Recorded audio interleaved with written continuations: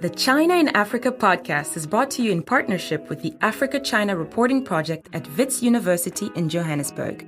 The ACRP promotes balanced, considered reporting on China-Africa relations through training programs held throughout the year. More information at africachinareporting.com. Hello and welcome to another edition of the China in Africa podcast, a proud member of the Sinica Podcast Network. I'm Eric Olander, and as always, I'm joined by Cobus van Staden, back from Cape Town and in Johannesburg, South Africa. A very good afternoon to you, Cobus. Good afternoon. Cobus, it was a fascinating week this week for Huawei in South Africa. So they held a launch party for their new Mate 50 high-end smartphone. So this is one of their super expensive smartphones. And leading up to this event, and we covered it in our newsletter, there was a ton of press releases. It's notable in part because Huawei faced new sanctions this week also from the U.S. government. South Africa and Nigeria, but mostly South Africa, is one of the few places in the world where Huawei's smartphone business is actually doing well. I think they're number 2 in the market overall. So everybody was kind of going to this event, and it was just hysterical because after the event, none of the coverage was about the phone. All the tech bloggers were thrilled with the new Huawei EyeSight Power M Powerwall. Now, if you're familiar with Tesla's Powerwall, it's one of these giant mega batteries, and it's basically the same thing, and it gives you 15 hours of uninterrupted power. And for South African tech bloggers, man, that was the thing. So it costs about $11,000, so it's not cheap. But for those of us not in South Africa, we don't really understand why maybe an $11,000 power wall coming from a company like Huawei is such a big deal and got so much buzz. But maybe, Cobus, you can enlighten us about what it's like to live in a country where getting 15 hours of uninterrupted power is actually a luxury. Yes, well, South Africa has suffered under what they call load shedding. This is a euphemism for rolling blackouts, rolling planned blackouts. So they kind of get, implemented in 2 or 4 hour blocks. Today at my house, there's 3 of those 2-hour blocks, and they are hitting the economy really hard. Like the economy is losing millions and millions of dollars per day.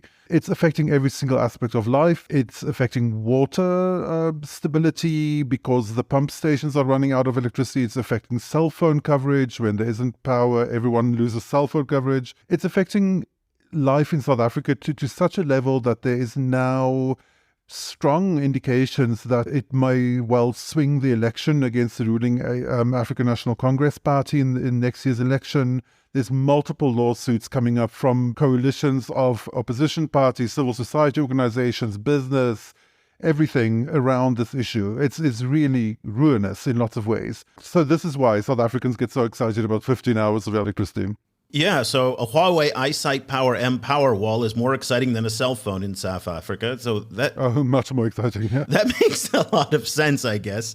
But also this past week, or actually this whole month, there's been a parade of U.S. officials kind of making their way across Africa. And one of the themes when they're not talking about China or debt or other things like that is this thing called the just transition. Now, those of you in the development space, or actually, I think it's the just energy transition is something like that. It's some one of those development worlds. But you've heard it from Janet Yellen. We've heard it from Linda Thomas-Greenfield. Those are 2 cabinet secretaries that were in Africa, in South Africa, also last week. And money now appears to be flowing into South Africa to help the country's transition away from fossil fuels. And again, these foreign powers are all talking about the just energy transition. A little bit ironic, Cobus, given the fact that when they go to Africa, they love to talk about just energy transition. But back home in Europe, Japan, the United States, the use of coal and fossil fuels is just skyrocketing. So I always found that to be a little bit ironic. But fossil fuels is still a key thing in much of Africa. So doing any kind of transition away from oil, gas, and coal is not going to be easy, and it's not going to happen fast. Let me just give you some numbers about where Africa is today in their energy consumption. Oil, 39%. So that's the total amount of energy produced in Africa is done by oil. Natural gas accounts for 30%.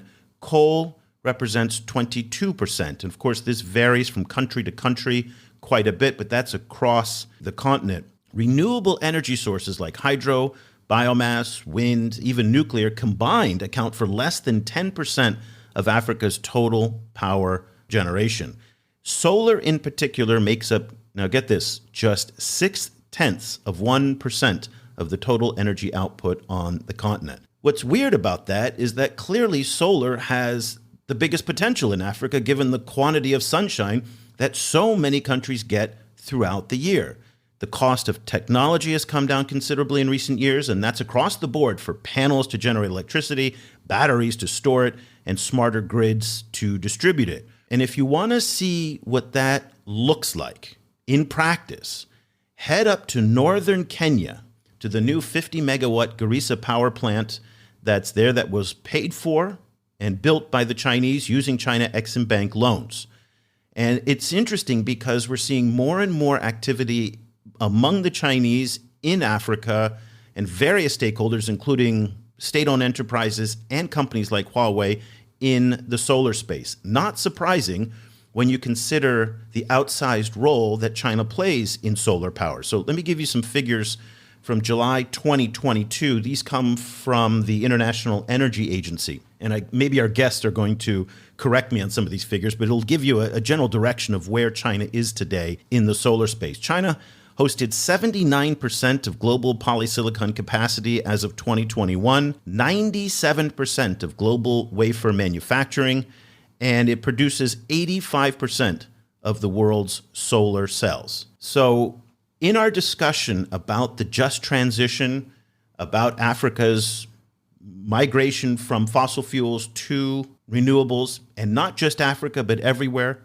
the bottom line is that any just transition, green transition, whatever you want to call it, is going to involve stuff made in China. There's just no way around it. China's polysilicon factories are heavily concentrated, though, in one particular region that is causing a lot of problems and is going to be the focus of our conversation today, and that is Xinjiang, where about 42% of the world's total production of raw solar materials take place. Now, the problem with Xinjiang is that obviously anybody who follows China closely knows that the U.S. accuses it of human rights abuses. The words genocide get thrown around. There's the mistreatment of the Uyghur Muslim population that's there. And in response to all of that, the U.S. banned imports of solar products from 5 Chinese companies in Xinjiang in response to allegations of forced labor and human rights violations against the Uyghurs. Now, those sanctions have created huge problems for companies and their supply chains. That's going to be a key part of what we talk about as well.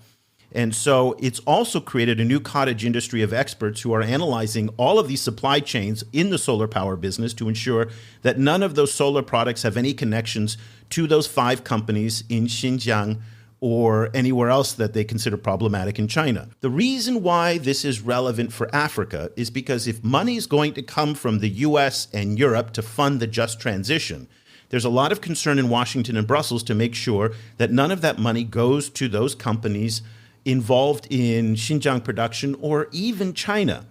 But this then presents the problem of China's outsized role. So Cobus, this is a very similar dynamic that we've talked about in the critical minerals space, where China dominates the extraction of, say, cobalt, but also the processing of the minerals, and getting around them is very hard. So we've invited 2 experts today to help us walk through the supply chain issues related to solar power and solar panels and solar technology. Nicola Licata is an ESG and traceability project manager at Clean Energy Associates. Normally, she's based in Shanghai, but today she's joining us, get this, Cobus, from Inner Mongolia, Baotou, Inner Mongolia, and we are thrilled to have you on the show. A very chilly evening. Good evening to you in Inner Mongolia, Nicola. It's great to be here, Eric and Cobus. It's fantastic. You're our first guest from Inner Mongolia, so you are in the record books now. And then we're also thrilled to have on the program for the first time Raiene Santana, who is an energy and sustainability engineer, also at Clean Energy Associates in Washington, D.C. A very good morning to you, Raiene. Thanks for having me here today. I'm pleased. And yes, that's my background. I've been in the PV industry for over 5 years. I've been advocating, I've been engineering, and I'm very fascinated about. We're excited to have you both on. You are the experts in this field, and you're going to really help us understand how these supply chain issues are working. Just a quick note about Clean Energy Associates for those of you who are not familiar with the company. Nicola and Raiene, correct me if I'm wrong here. The company's based in the U.S., but you work as a kind of solar and battery storage consultancy, working with supply chains and companies like that, but you're not affiliated with governments, and you don't have any of those conflicts of interest, right? I just want to get that out there just because this is a sensitive issue that we're going to be talking about today.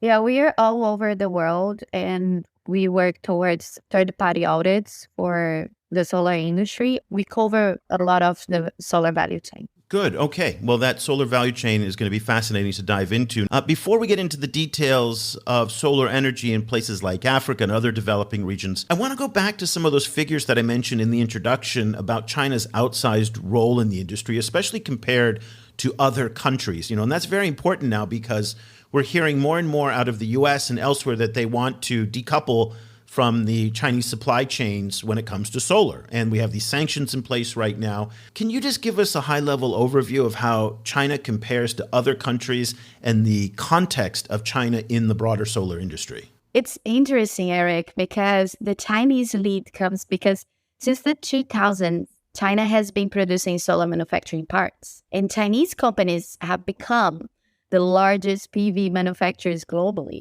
And how they could do it. Like, it's for many of the reasons that Nicola might be able to tell you better.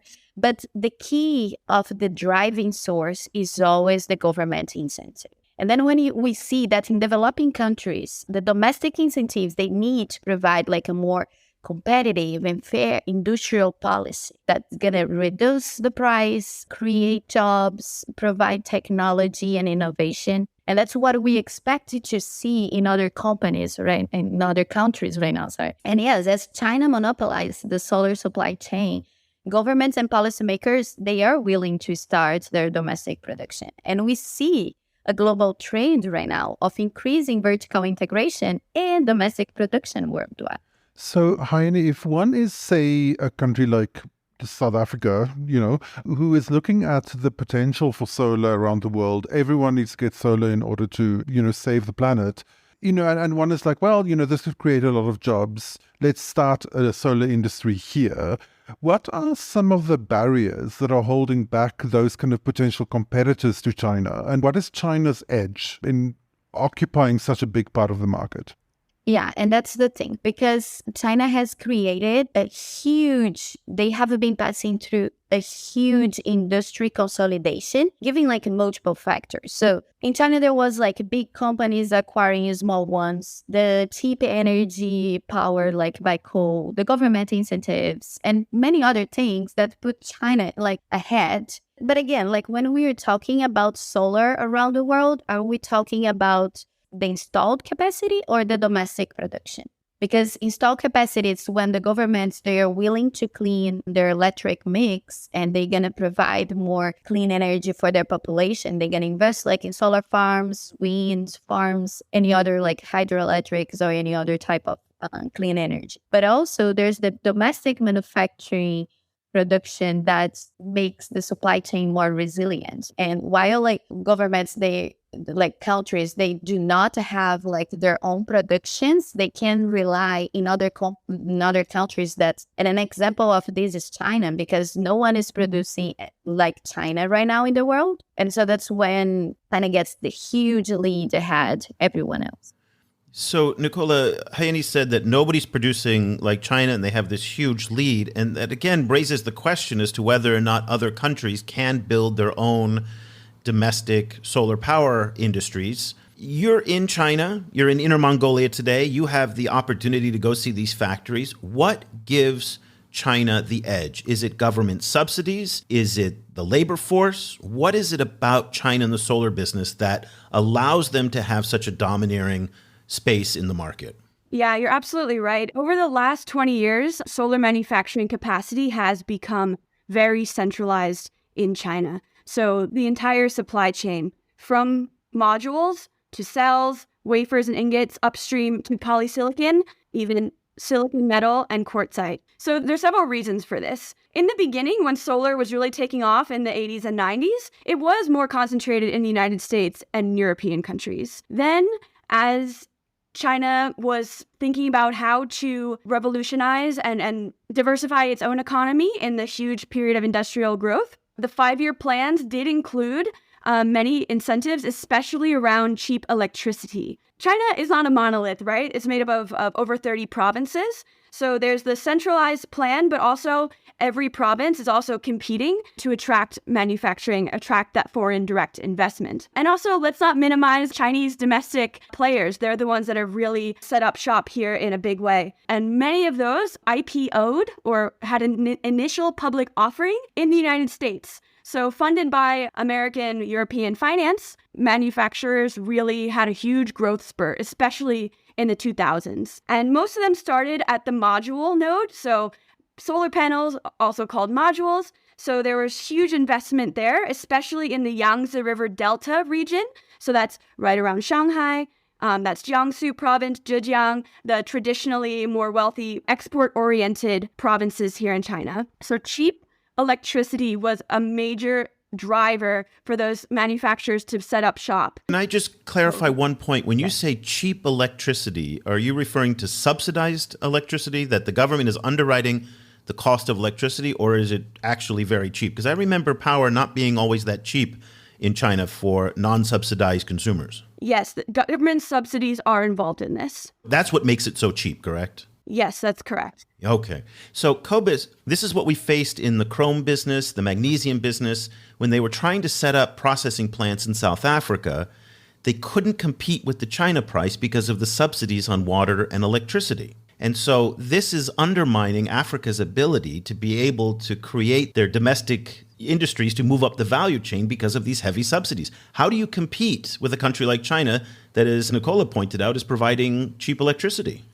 Absolutely. I mean, I suppose at the same time, China's also, because of how this whole system is put together, is also providing, relatively affordable solar modules. And the issue then becomes, kind of like how that kind of like flow of those cheaper modules can then boost other industries in other places. But in relation to that, I wonder if you could sketch for us a little bit the background of how did it happen that Xinjiang happened to become such a major player in the global solar industry?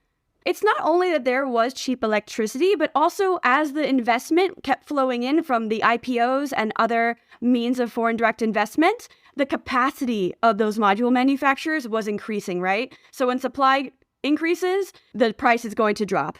Right? So that also caused Chinese solar panels to be more competitive on price. And there was, of course, the anti-dumping investigations, which are actually still ongoing. From European countries, they were accusing China, oh, you're exporting very cheaply. But again, I'd like to bring it back to how these are private companies. So they are benefiting from policy incentives, but they are private enterprises that are really seizing on that and growing their capacity and competing with one another on not only price, but quality, technology, and facilitated also by those incentives to invest in research and development, invest in minimizing bottlenecks and operational efficiency, which is, again, going to help them have a better throughput and bring the prices down. So there was this cluster in the Yangtze River Delta, right?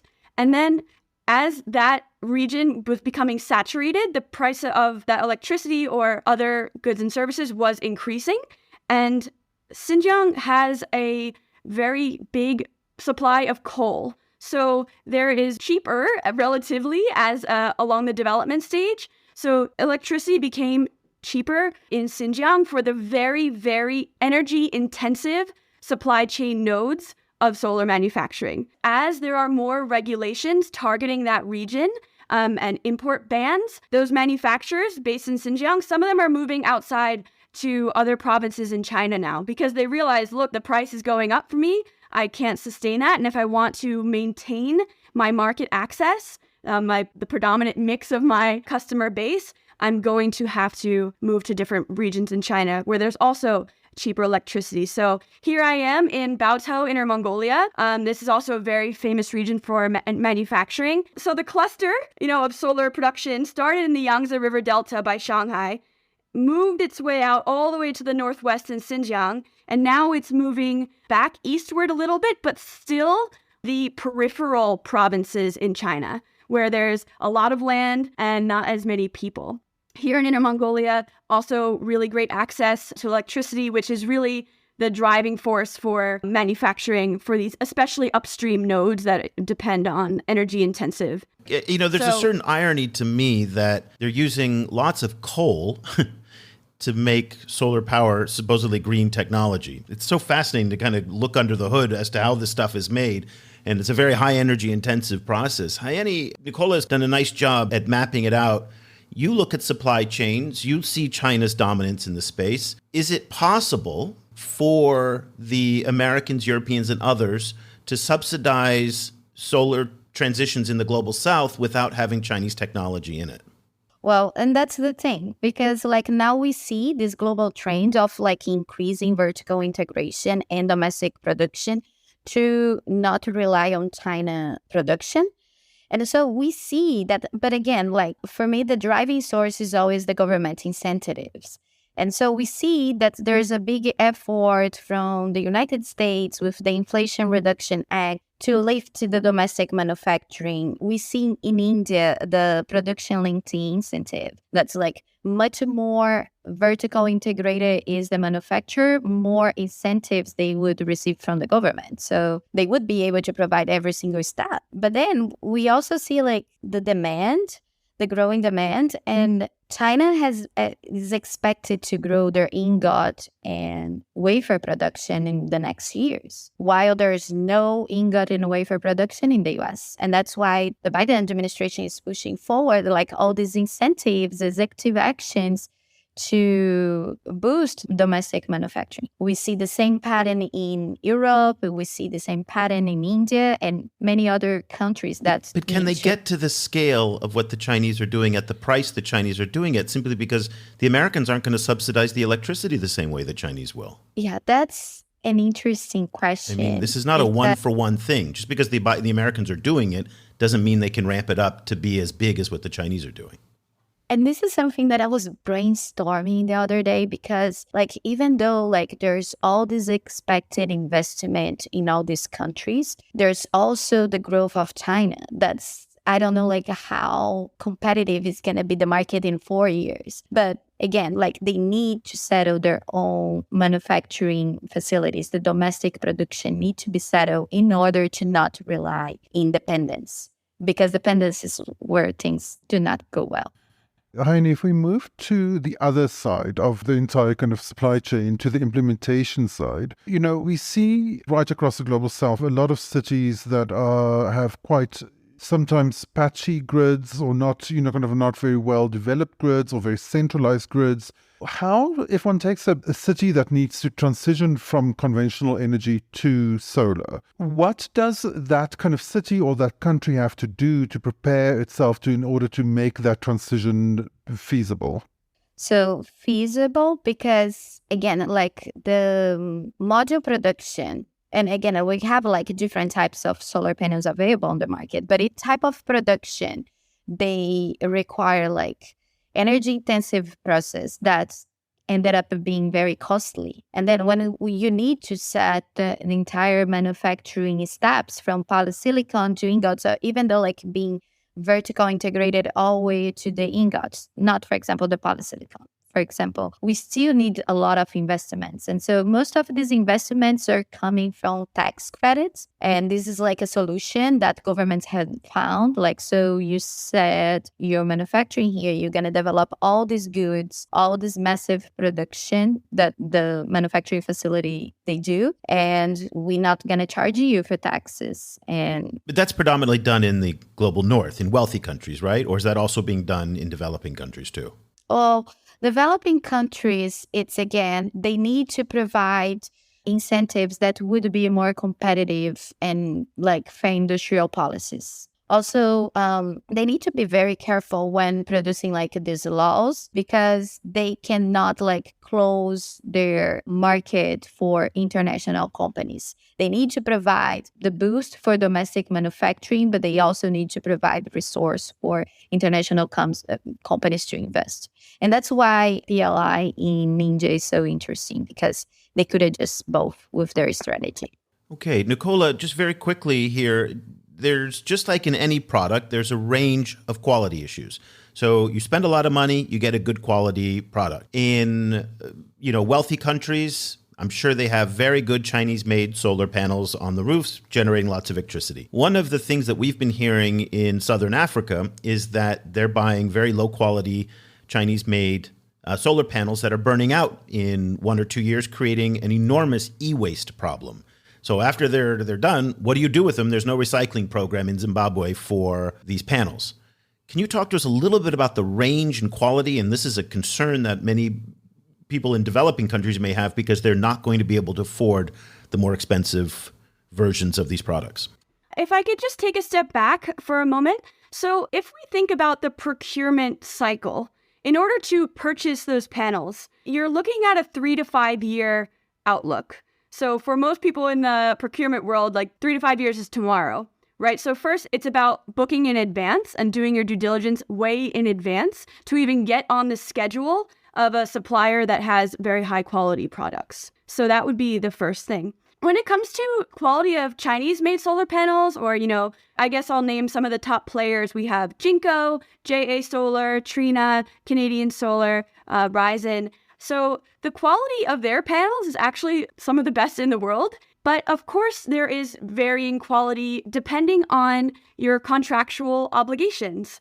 So price is one factor, yes. However, every supplier has their own acceptable quality limits for their own production and their own throughput rates that they're going to achieve. So even if a top tier supplier that might have one of the higher prices, they will still have a range of modules. So as they are producing, they'll have their Class A modules, Class B, and Class C, which will have a marginally decreasing quality acceptable limit there, and will have a different price as well. The factor that really influences the pricing of those panels is the price of the raw materials. So if the raw materials that are going in to the panels are significantly cheaper, maybe they are nearing their expiry date, maybe they're not as of high quality, but generally the quality, you can't really generalize on a big supplier or a small supplier capacity basis. You really need to look for a supplier that has longevity, so their capacity is decently high and growing. So you mentioned that solar panels, they should have a 25-year warranty. That's not always the case for how they are holding up in real life, right? So Raiene actually does a lot of inspections on the site for those installed solar panels, and even utility scale purchases by independent power producers or construction and procurement firms in the United States, they still have quality control issues and they need to remediate those. But when you're looking for a supplier, you want one that's going to stay around for a while, not only because technology is moving ahead so quickly. So if you're looking at a 25-year in the future, you need to make sure that supplier is keeping up with newer technologies, but also has the financial resources to stay around to remediate any older technology issues that you have as the panels are aging. Also, a conversation to be had about contracts. And I know this is something that you and Cobus speak a lot about. How can buyers or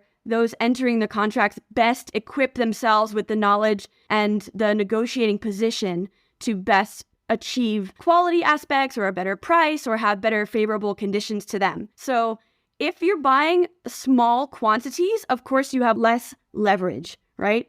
There's economies of scale involved. However, what's also really important, which I think can be something to hang on to for the developing countries, is you want to look at where the supplier itself wants to develop. So, of course, if you're in the United States, your big players want to have access to that market. They want to grow their market share in the United States, yes? But if they're also trying to expand into the MENA region, for example, or maybe they want to expand into Argentina and have projects there under their belt, it's really important to understand the supplier's growth position and where they want to be in order to understand your own leverage and how you can best position yourself to get the best quality that you can. So quality comes from pricing, but also contractual obligations and quality control. Raiene, you work a lot in environmental, social, and governance aspects of these supply chains. And I was wondering, as Eric mentioned, there's a lot of concern in Africa about e-waste in relation to old solar panels. And in addition to the environmental impact of the production, there's also the environmental impact of the whole life cycle of the solar panel. So I was wondering, are we making progress in lessening the kind of environmental impacts of solar manufacturing and a solar life cycle? We depend so much on solar to save us environmentally, but kind of the actual impact of the panel itself is a different issue. Yeah, working with ESG, we are always looking for sustainability in the supply chain. And so we got to the point, work at CA with that particular focus on the solar value chain, that solar power systems, they are typically environmentally friendly at the end, but they can be polluting in the process. That's why it's so important to analyze the life cycle states. And we see that most of the energy intensive process, most of the waste of water, and other hazardous materials, they come from the upstream process. And what are the upstream process? Like raw materials extraction, module manufacturing, solar cells assembly, and also during the operational process where the solar panels, they emit less environmental footprint. And then we come to the downstream process where we face a huge problem. That's the improper and non-recycled disposal of solar panels that have reached the end of their life. So we have seen some improvements. We see that, for example, all this expansion of solar manufacturing in the US, we are very sure that the US will make sure to build these new facilities in respect to sustainability. We have seen a lot of technological improvements. We have seen growing information for disclosures requirement. And it's interesting to see that some manufacturers, when they are doing well, they like to disclosure these in their website. And I see this for the environmental side. I see a list of chemicals, materials in CSR reports. I see that they are calculating their scope 1 and 2 for greenhouse gases emissions. And it's interesting to see that, yes, the industry is being aware of their environmental responsibilities right now. Yeah, well, you've given us a lot to think about to understand the supply chains, where these are coming from, China's outsized role, also the differences in terms of how wealthy advanced countries and bigger, wealthier companies are probably asserting themselves much more on the ESG side than what we're seeing in developing countries, particularly developing countries that aren't democratic. In a lot of those countries, I'm not entirely sure that the supply chains and the human rights issues are as important to them. Certainly here in Southeast Asia, that's an issue that's come up quite a bit. Can I jump in for a second? Yeah. So Eric, I know after we get off the line, you'll probably start going on a tangent about how dirty energy fuels solar manufacturing. So I just wanted to put a comment here. Your skepticism has been noted. Yes. So it's not just coal that powers solar manufacturing. There's been a huge trend of manufacturers moving to Sichuan and Yunnan provinces in China, which a huge part of their energy mix is actually hydropower. So that was affected this year when there were massive droughts in the especially Sichuan, Chongqing area. But hydropower is a massive part of the energy mix for several big players. So Tongwei is one of the biggest polysilicon suppliers, and they are based mostly in Sichuan province, Yongxiang. There's many suppliers that are also in Yunnan as well. So they're really benefiting from hydropower, and we are definitely seeing that as a growing trend. That's one piece. Secondly, all of these solar manufacturers, especially at the module level, they all have panels on the roof. So yes, they might be using utility and the China national grid, which might have not the cleanest mix, but they are also using their own energy generation as they're making solar panels. So there is increasing diversification and renewable energy being employed to make more renewable energy resources. So just wanted to note that. Okay. Fair enough. You've cut me off at the pass at my cynical response that I had fired up. So Cobus will strike that from the topics of discussion for afterwards. Nicola Licata is an ESG and traceability project manager at Clean Energy Associates, normally based in Shanghai, but today joining us from Baotou in Inner Mongolia, where she's doing a factory visit. And Raiene Santana is an energy and sustainability engineer, also at Clean Energy Associates, but she is based in lovely Washington, D.C. Thank you both for your time today and for walking us through all of this. It's been absolutely fascinating, given us a lot to think about, and we really appreciate your time. Thanks, Eric. Thanks, Cobus. Thanks, Nicola, my partner. Thank you. Thank you for having us. Cobus, what a fascinating discussion. So much to think about. These are the details, and we nerded out a little bit on solar, but I think it's really important because when we talk about this question of the just transition in Africa and around the world, we oftentimes see it from a perspective of politics because those are the messengers of it. But I think when you talk to people like Raiene and Nicola who are on the ground, you can see the level of intensity and complexity that this industry brings.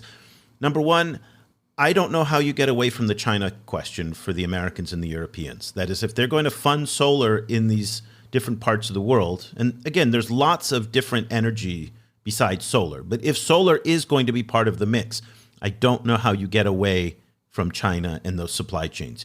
You might be able to get the Xinjiang part out of the supply chain, but you're not going to get China out of the supply chain, at least anytime soon.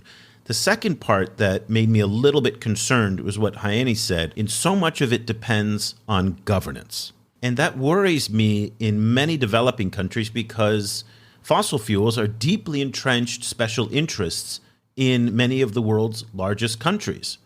And they're not going to give up quickly without a fight. And I'm not entirely sure how you overcome the Nigerian or Equatorial Guinean, or now in Uganda, where they're exporting oil, those special interests that are deeply vested and see clean alternative energy as a threat to their businesses, much the same way that the coal business in South Africa has fought to have tariffs on solar panels in order to protect the legacy businesses. So I don't know how you get around that. And sure, it will take time, but we don't have time right now. And that's what's going around in my head on this. The thing is, in the end, what South Africa has shown is that, the ruling party with its own problems and the combination with the coal industry, and in South Africa is also very strongly linked to the unions and to a lot of organized crime. The combination of all of that is a kind of a reverse Midas touch, right? Everything they touch turns to crap. And that is true, and it will continue to be true for a while. But then, at some stage, some countries will pull ahead and other countries will remain mired, and so the only thing one can then kind of bank on essentially is the cliched kind of like youth wave, right? That at some stage the kind of pure demand for affordable energy, particularly kind of non-polluting affordable energy, will just become so overwhelming that there's no way to hold back against it. When that would be, or kind of whether that would ruin, like whether those countries would be irrevocably ruined before that, that's an open question. Okay, let's leave the conversation about solar there. I want to pivot very quickly to another topic that's been going on this week that I wanted to talk about. We wrote about it in our newsletter this week, doing an analysis of Linda Thomas-Greenfield. Now, for those of you who are unfamiliar with the woman known as LTG, Linda Thomas-Greenfield, she is the current United States ambassador to the United Nations. She's the former Assistant Secretary of State for African Affairs. She's been a diplomat in the United States government for decades and decades, one of the most experienced diplomats in Washington, D.C. She just returned from a 4-nation tour in Africa where she went to Ghana, Mozambique, Kenya, and Somalia. And along the trip, I was expecting her to be talking about China all the way, almost like what Janet Yellen, the Treasury Secretary, did, where at almost every step at her African tour, China came up, and it really fueled a lot of the narratives around Yellen's trip. Not so with LTG, and that's surprising because she has been very outspoken on China-Africa issues for many years. But it seems like she waited until she got back to Washington to start talking about China. And this week, she made the rounds to some of the national news outlets to discuss the trip. And not surprisingly, she was asked to comment on China in Africa. Now, there are 55 different ways she could deflect a question. Politicians in D.C. are masters at doing that. She chose not to. So, Cobus, I want to play 2 excerpts from some of those interviews that happened this week, and I'd like to get your reaction. You wrote about it today, and you can share some of your thoughts there. Let's start with the discussion that she had with Bloomberg's Margaret Collins, who you'll hear ask a question first about China, and then you'll hear from Linda Thomas-Greenfield. Secretary Janet Yellen was also in Africa last month. She was talking about debt relief in some places like Zambia, where you also have people like China who believe that restructuring of certain debts is not the way to go. What's your perspective on debt relief for some of these countries in Africa that are really struggling? You know, I worked in the Africa Bureau back in the early 2000s when the administration at that time worked to help African countries address their debt issues. And China has come in and re-indebted these countries.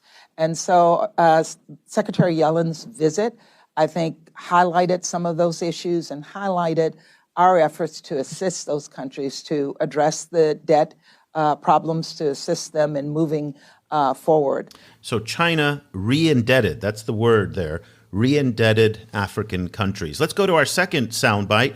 She then later spoke with Jack Bennett, host of the PBS NewsHour, who asked her a similar question. Many African capitals do not like talk of a great game between the U.S., China, and Russia in Africa. But the Chinese foreign minister just visited 5 African countries. China, of course, pours billions of dollars into infrastructure development in Africa. Russian foreign minister Sergei Lavrov just visited South Africa, whose foreign minister just called Russia a friend.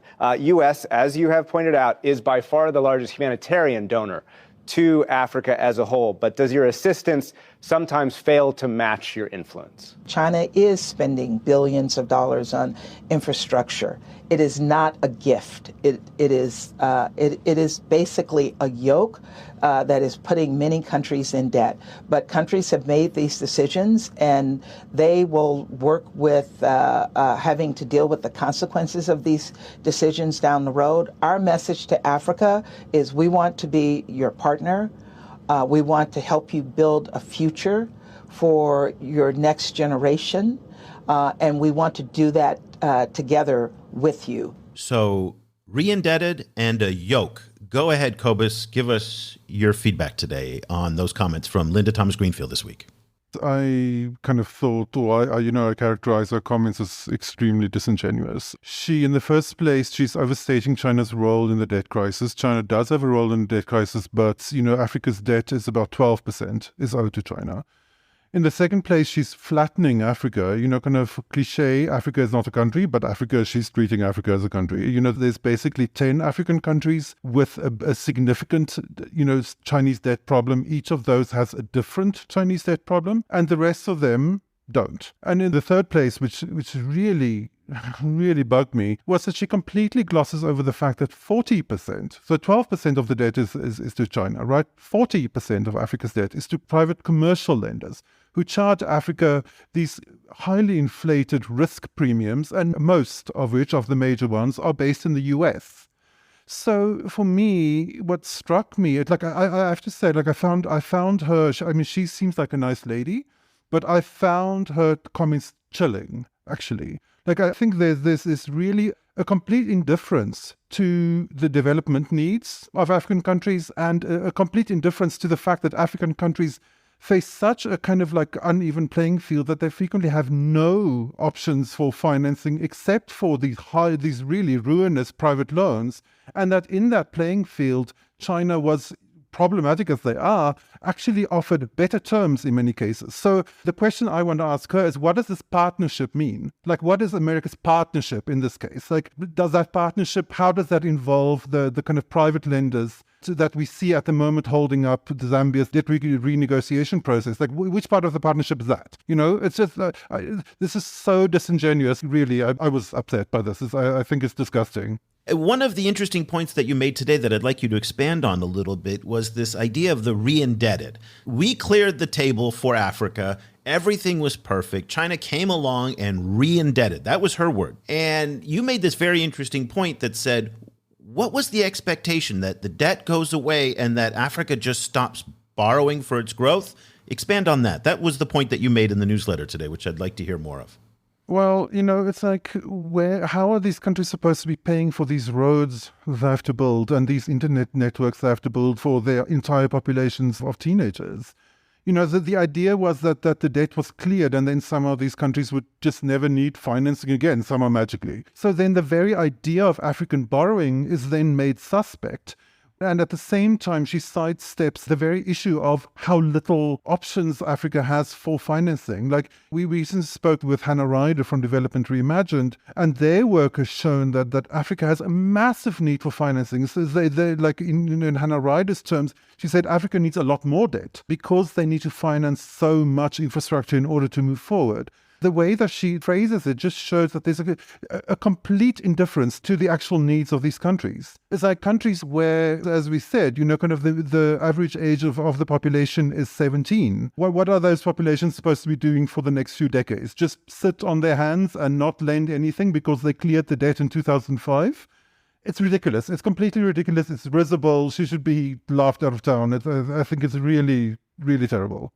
Let's look at a little bit of the background. Let's look at whether she doesn't get it and it's just naivete or ignorance, or it's political. And I'm going to walk through a little bit of the background, which might shed some light on some of her comments. So let me take you back to October 25th, 2019. And that was a speech that Linda Thomas-Greenfield gave at Savannah State College in the U.S. state of Georgia. And she was invited down there to speak. She was paid $1,500 to deliver the speech. That's relevant. You'll hear that why in a minute, so bear with me. And she read a speech that was written by the Albright Stonebridge Group. I think that's the way, Stonebridge Group, which is a political consultancy in D.C. The reason why we know that is because the Washington Post published her speech and it had Albright's name up there. In this speech, take a listen to what she says. There's no recording of it, so I'm going to read one paragraph, but it'll give you an interesting tone.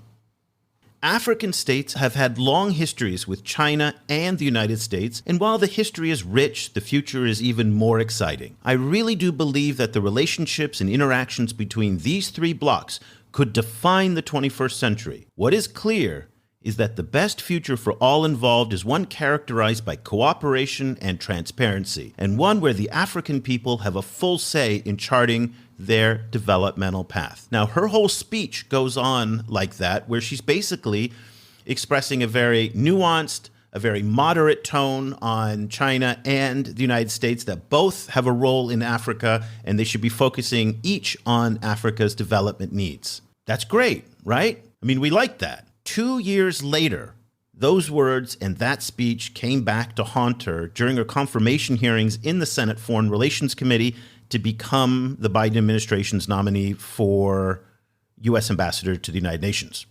Okay? Republican Ted Cruz, who, of course, a lot of people know, he's one of the biggest China hawks in Congress. He didn't waste any time during his questioning of her and used his opening remarks to criticize Thomas Greenfield for that speech and accused her of being too soft on China. Ms. Thomas-Greenfield, congratulations. Welcome. I've for a long time believed that the single greatest geopolitical threat facing the United States is China, and the communist government in China is a profoundly malign influence.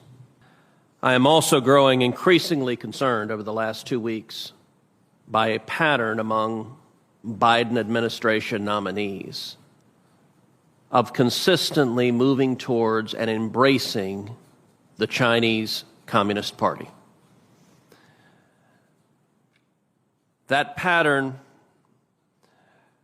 became even worse this morning in an article that broke in the Washington Post that described a speech you gave just a little over a year ago in October of 2019 to a Confucius Institute. Confucius Institutes are paid for by the Chinese Communist government. We have had repeated problems of espionage and propaganda. That's why the Chinese Communist government funds Confucius Institutes. Congress has passed bipartisan legislation cracking down on Confucius Institutes, legislation I authored that passed Congress with overwhelming bipartisan support. At the same time that the United States Congress and the United States government is acting to combat the spying, the espionage, the propaganda, coming from Confucius institutes run and controlled by the Chinese Communist government. According to the Washington Post, you were apparently going to a Confucius Institute, giving a paid speech, and praising China. How do you reconcile those two? So in her response, she then just fell on the sword. And I want you to listen to the response quite carefully because I think it's very relevant to what she's saying today. You're going to hear the foundation of her current rhetoric that she's using to talk about China and Africa when she answered Cruz and the Senate Foreign Relations Committee.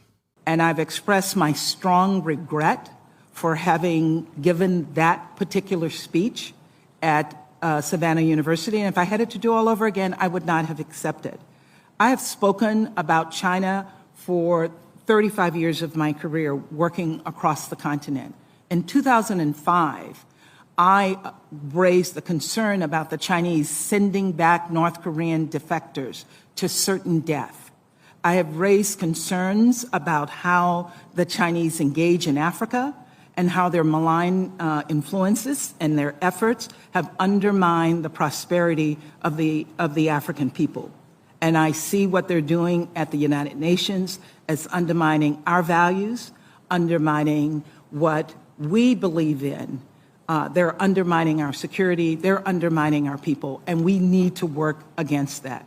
So I appreciate you raising that for me again, and I want to say in no uncertain terms that I look forward to working with this body to address these issues. You've taken some incredible steps, such as, and seeing some of the reports that this body has taken related to China, and I support all of those steps, and I will be working aggressively against Chinese malign efforts in New York. So there you go, Cobus. And I think it speaks to that when she was out of office, had a rather moderate tone. And when she's in office, there's only one thing she can say. In fact, there's only one thing that anybody in the administration can say. Because otherwise, you're going to have powerful people like Ted Cruz and up and down the halls of Congress are going to be just pounding the White House and the State Department with a giant stick if they express anything other than the type of rhetoric that Linda Thomas-Greenfield expressed this week. So there's very little nuance, and I think a lot of it is political and for political survivability. Yeah, of course. But the thing is, that's not even necessarily such a problem, right? Kind of like we know what the politics are. We know how the wind is blowing in Washington. That's not... These people need to protect their backs. They need to sound very anti-China. That's fine.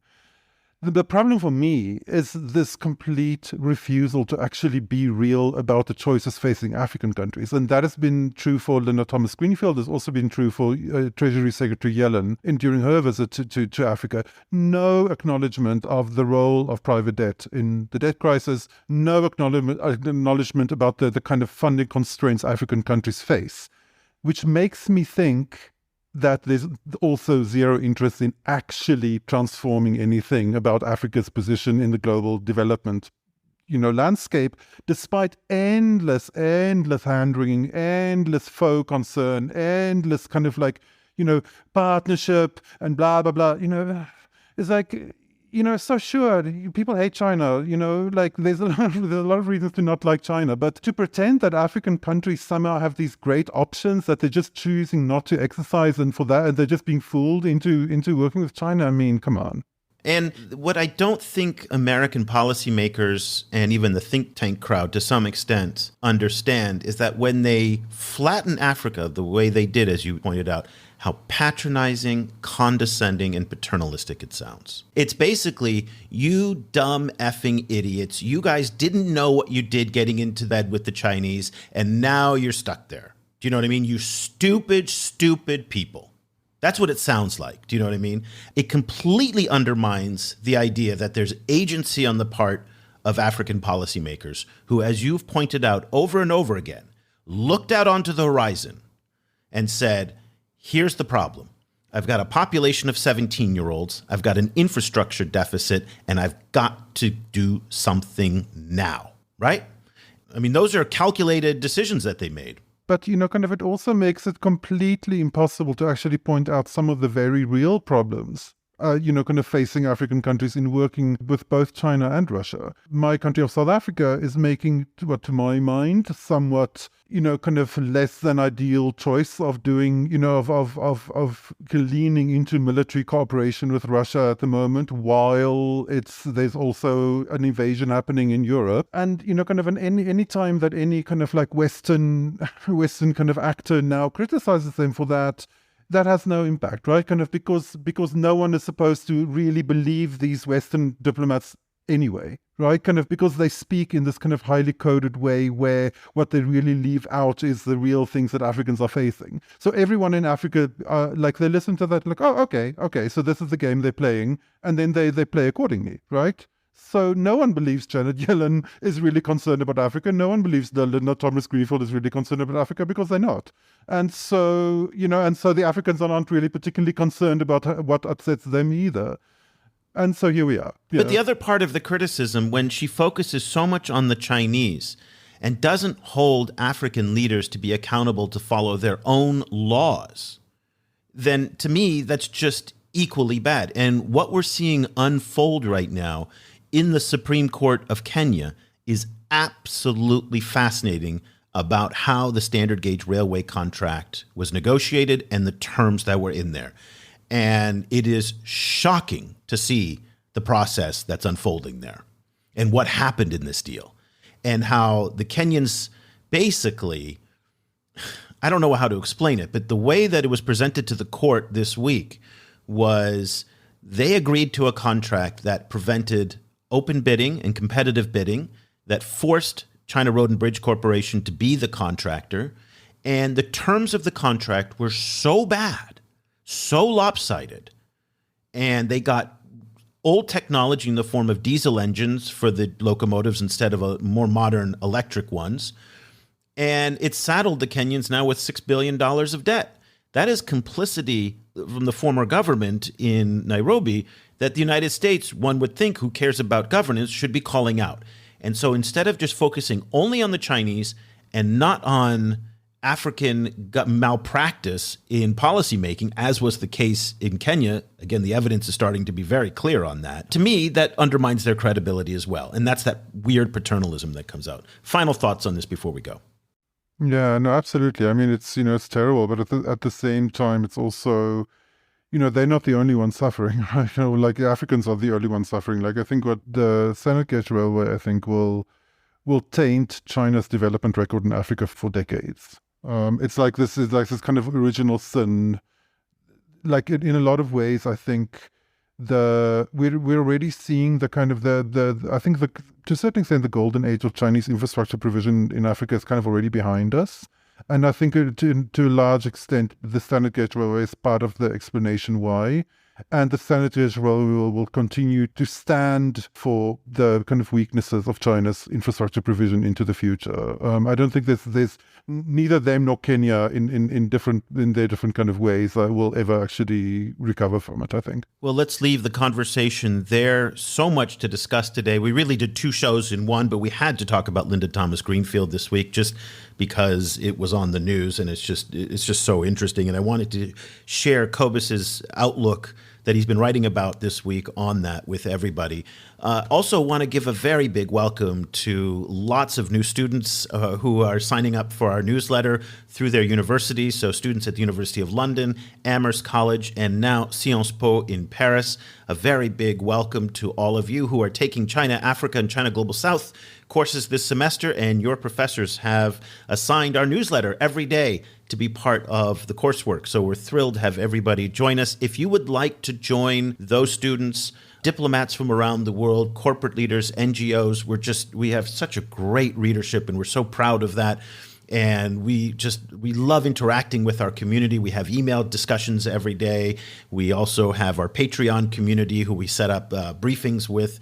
If you would like to join all of this that's going on, what Cobus, myself, and the whole team are doing every day, go to ChinaGlobalSouth.com/subscribe. You can try it out for 30 days. Once again, that's ChinaGlobalSouth.com/subscribe. If you want to get a student discount, if you're a student or teacher, send me an email with your .edu address. We only accept .edu, and I'll send you a coupon for a half-off offer. So So there we go. Okay, we'll be back again next week with another edition of the China in Africa podcast. For Cobus Van Staden in Johannesburg, I'm Eric Olander. Thank you so much for listening. The discussion continues online. Tag us on Twitter at ChinaGS Project and visit us at ChinaGlobalSouth.com. If you speak French, check out our full coverage at projetafriquechine.com and AfriqueChine on Twitter. That's Afrique with a K. And you'll also find links to our sites and social media channels in Arabic.